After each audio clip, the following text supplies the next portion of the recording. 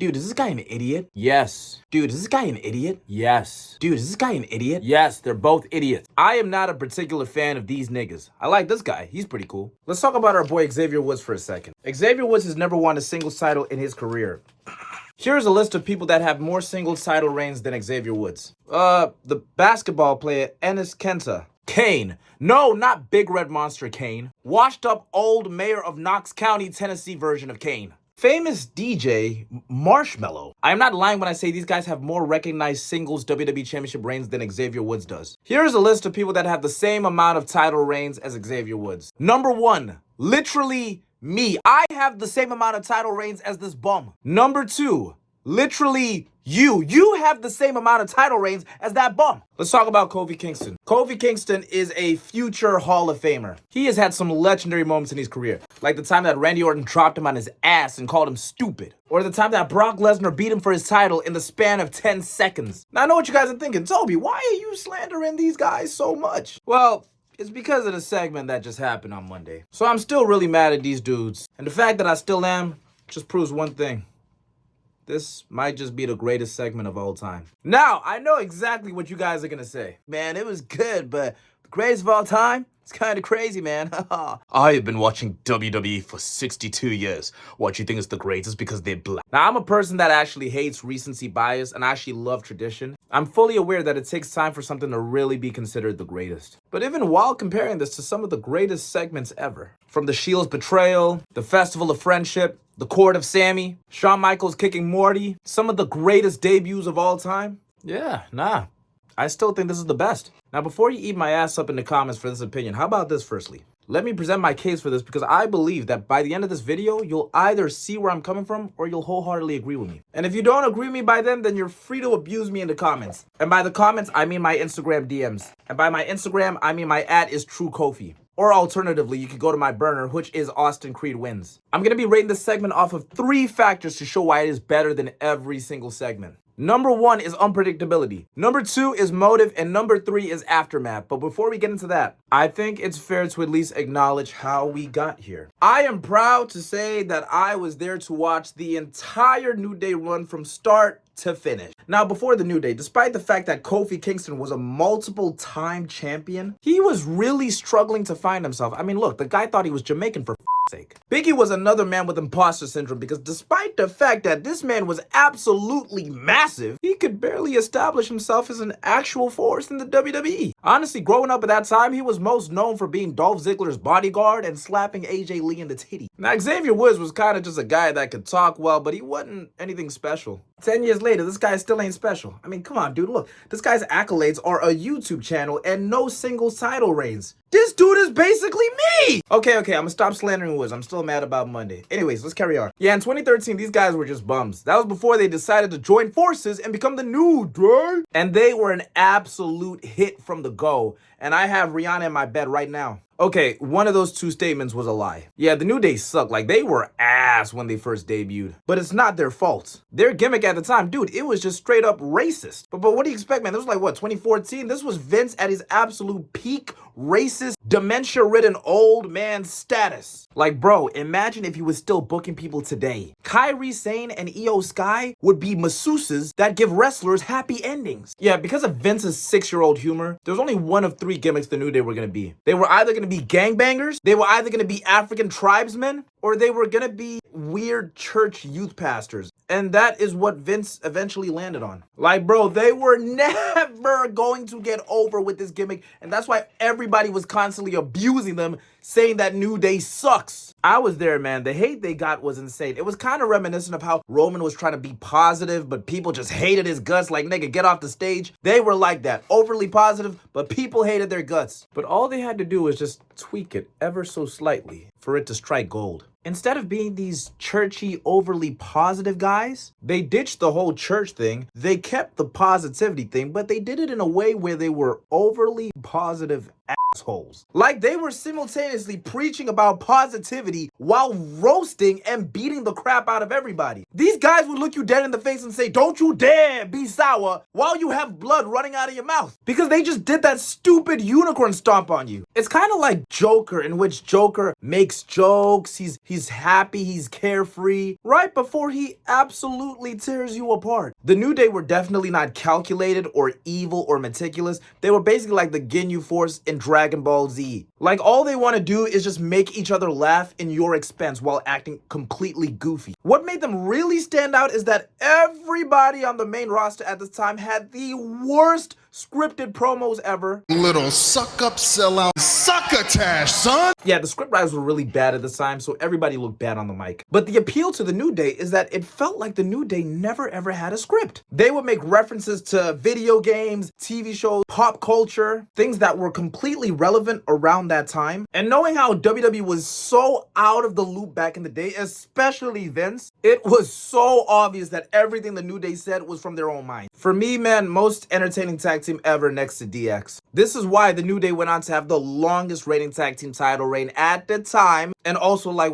11 tag team title reigns. And of course, yes, 2 of them have gone on to become WWE champions. Bro, the New Day really changed these broke niggas' lives. But now we fast forward. Now, Big E has unfortunately broke his neck. Xavier and Kofi are trying to keep the New Day thing going. They won like the NXT tag team titles, which like, come on, dude. You've won the actual tag titles like 10 times and you're going down to NXT to win the titles there too? Dude, that's like Jake Paul challenging my granddad to a boxing match this weekend. Yeah, I'd honestly fairly say that for about 2 years, the New Day have been washed. They've just been floating around the roster. Nothing of note really has happened. They kind of just felt like a novelty for quite a while now. But in the last couple of months, Xavier Woods has gotten really bitter because he's never actually won a single title before. And now he's mad at the world. The f does that got to do with us, pal? Kofi, being the good guy that he is, tries to calm Xavier Woods down, but even Xavier starts getting disrespectful to Kofi and even mentioned the time that Kofi lost his title in 10 seconds to Brock. Like, Xavier Woods has completely gone off the deep end. This all culminates to the darkest day in history, the New Day 10-year anniversary celebration. A segment that everybody was scared of. But it gave us one of the best plot twists I've ever seen. Instead of Xavier Woods being the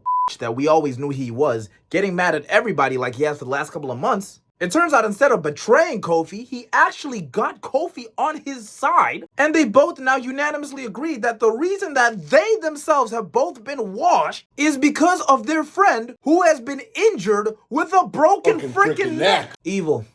Pure evil. X and Kofi slowly picking away at Big E's character. It really took you away from the fact that you're watching a scripted TV show about a bunch of men in spandex. And it made people hate Kofi Kingston.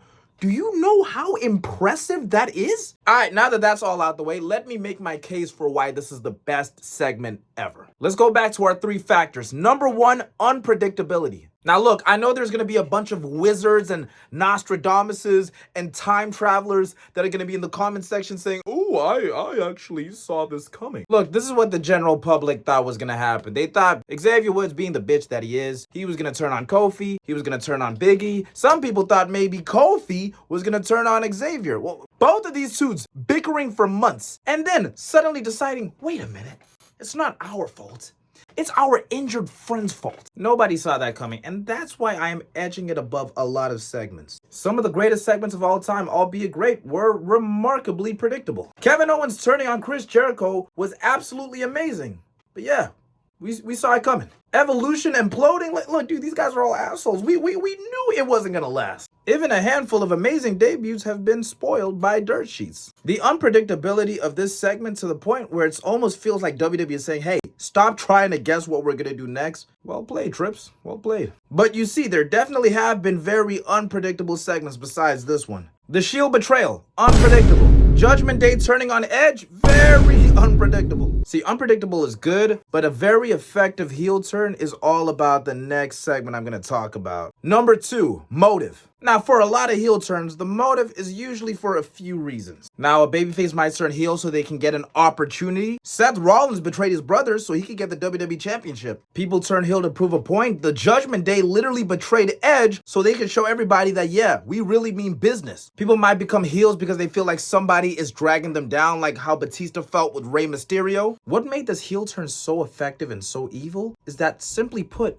there was absolutely nothing to gain. There is no reward or future opportunity by doing this. They are not making a name for themselves. You can't even say logically Biggie has been dragging them down. This man has been injured. They're the ones on TV. It's their destiny. Instead of blaming themselves, they took the easy route and blamed somebody with a broken freaking neck. This is their boy that they have been rolling with for like 10 years. Now, there's gonna be a lot of people that chime in and try to make sense of their heel turn. Don't worry, it doesn't make sense. And if you think what they did to their friend makes sense, then you might just be a psychopath. No, it doesn't make sense, but guess what? That's what makes it so good. Heels in the modern era are too logical. Drew McIntyre, every time this guy cuts a promo, he makes too much sense. Kevin Owens, another heel that makes extremely valid points. It's to the point where I'm like, bro, am I supposed to hate these guys? Heels nowadays make more sense than the baby faces. Take this dork Seth Rollins, for example. Every single week, he's like, I can never team with Roman Reigns because Roman Reigns is evil. Nigga, it's because of you! Heel turns aren't supposed to be, hey, he's got a good point. It's supposed to be, hey, he's a dick. And that is exactly what we got here with the New Day. Levels of gaslighting that even Walter White couldn't dream of. And last but not least, we need to talk about Aftermath. Yep, it is time to completely revamp Kofi and Xavier Woods. They are no longer the New Day. This is a version of them we have never seen before. I am aware that the New Day were heels in like 2014-15, but I could never say there was any point where the New Day were genuinely evil. Like I said before, they were bad guys. They were doing bad things, but they were very unserious, and they were more about trying to make themselves and maybe even sometimes people laugh. No. This is different. Xavier Woods, the way he talks about people, disrespectful as hell. The way Kofi's now talking, in my time watching his entire career, I've never seen this version of Kofi. Even when he was a bad guy with the New Day, he felt like the nicest out of all of them. This version of Kofi, I don't even feel like I am looking at Kofi Kingston anymore. This feels like King Vaughn. Yeah, so their promo style ain't gonna be funny roasts anymore. I think now they're actually gonna be doing deep personal psychological cuts into people's characters, kind of like John Cena when he's feuding with somebody. They've shown us how disrespectful they can be in the last couple of weeks. I think the really saddest part about this entire segment was even one of the things that they said to Biggie. It was when Xavier Woods said, yo, listen, let's stop teasing the fans. Let's just tell the truth, Biggie. You are never going to wrestle ever again. The fact that this is so up in the air and we don't know if Biggie's ever gonna wrestle again, it is so crazy that we hear something like that. Man, I need the Wyatt Six to destroy these guys, bro. But man, it has to be said, the fact that they can get a team that has pretty much been dead in the water for years now, a team that has been going on for 10 years, the fact they can get people invested in them at this stage of their careers, excellent writing, bro. Kofi and Xavier Woods are absolutely hated. Biggie is more sympathized than he's ever been. The general chatter on the internet is still going even now. And we already know if Biggie does return, then the pop he's going to get after dropping these two on their asses is going to be heard from space. Beautiful segment, very emotional, very tense, almost hard to watch. Best heel turn I've ever seen in my entire life. Have I changed your mind? Let me know, guys, please. Sound off in the comments. And if it's not this one, what is your favorite segment / heel turn ever? Let me know. But if you still like the video regardless, please make sure you like the video. Make sure you subscribe. It is your boy. And what direction do you guys think this is going to put the New Day into? Anyways, guys, it has been your boy. Love you all. Thank you so much for the support. Watching the video. Peace and love. Goodbye.